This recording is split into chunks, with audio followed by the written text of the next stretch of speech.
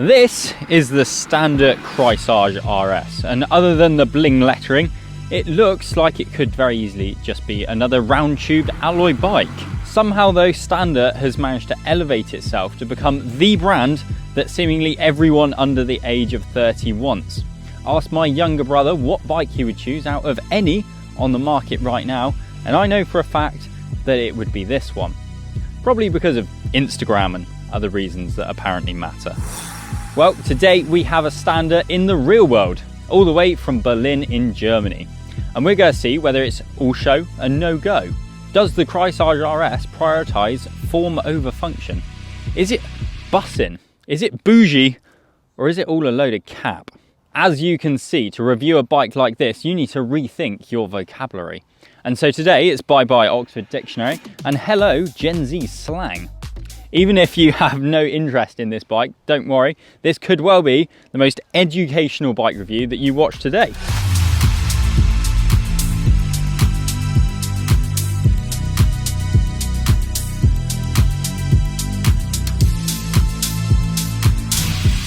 One of the questions that I get asked literally none of the time is whether aluminium bikes are chuggy.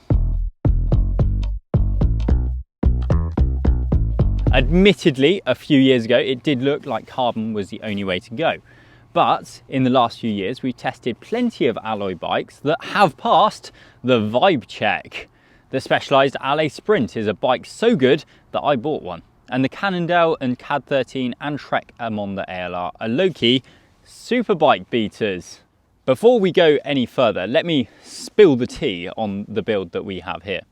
The Kreissage RS is the most extra in the Standert range and features Dedekai tubing, which uses a scandium alloy. That's not even a word I've made up. This, according to Standert, makes it 10% lighter and more agile than the Standard Kreissage. Oh God!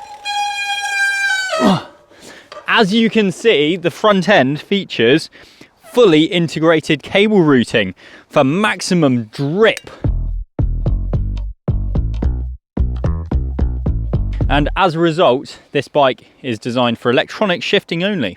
Our build is finished with the OG Shimano Ultegra 12-speed Di2, DT Swiss arc wheels, which are 52mm deep, and a Dada bar and stem combo. I also rather like this badge on the front, which that's giving main character energy. All of this is rather irrelevant though, as you can specify exactly how you want to build your Standert on their website.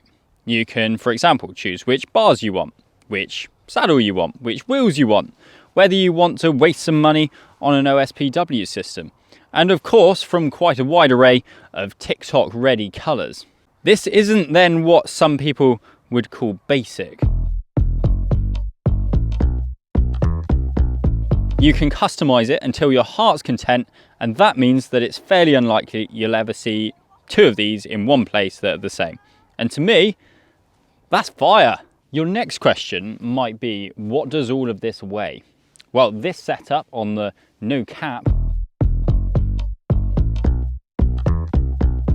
road.cc scales comes in at 8.22 kilos.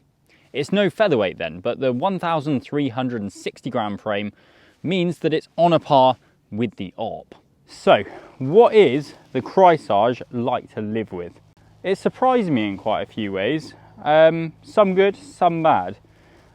Number one, it's actually got more relaxed geometry than I thought it would, considering how much they talk about crit racing on the Standert website. First of all, head tube clearly is quite tall. It is quite a tall bike.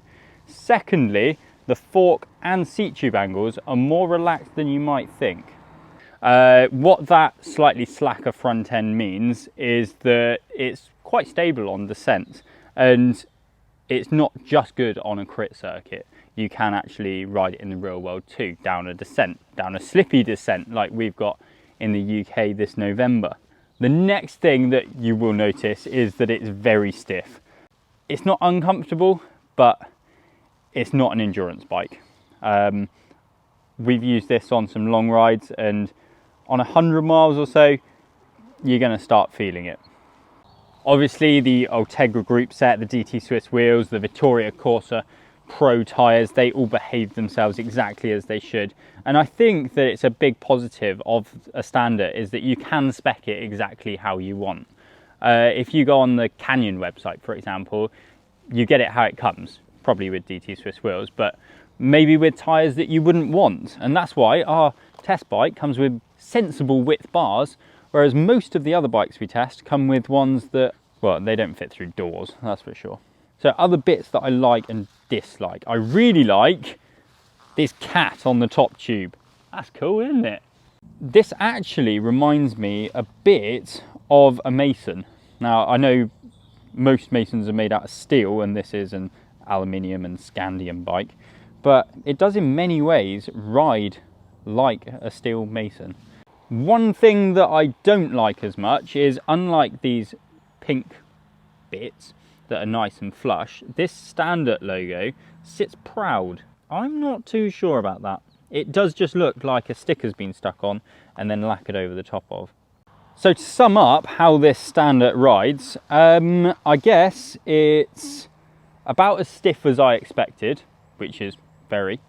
It's about as comfortable as I expected, which is less comfortable than most carbon bikes, top-end carbon bikes, but as comfortable as most aluminium bikes designed for racing. It is about as fast as I expected. It's about as good as climbing as I expected, which is, I mean, that stiffness really does help it ascend some gradients. I would happily have this as my one road bike year round. It is safe to say then that I'm in my alloy bike era. I like the way it looks, I like the way it rides, and I like the fact that aluminium bikes are cheaper than carbon ones. It isn't actually any cheaper though, is it? Cut. So it turns out this bike actually will set you back quite a lot of money. Tot up all the bits that we've got on this one and you're looking at a bill of €6,659. That's about £5,550 given today's exchange rate. The good news is I have just recently learned about a thing called girl math.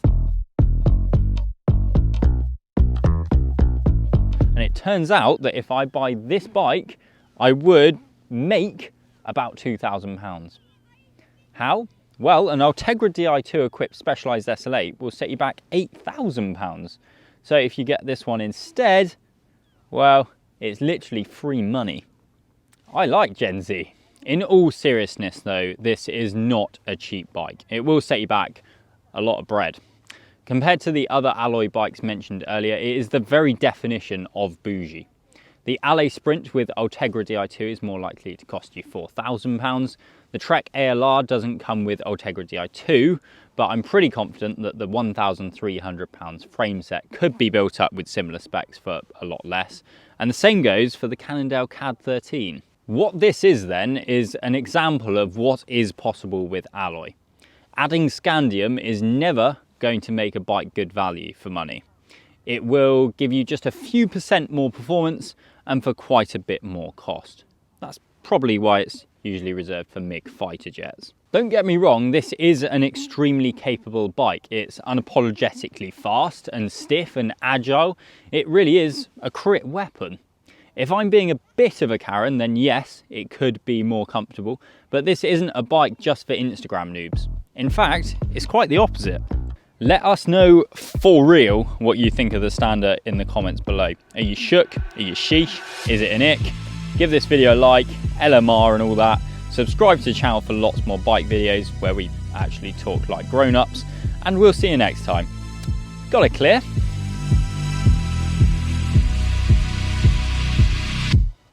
I promise this is never happening again. It's hard work.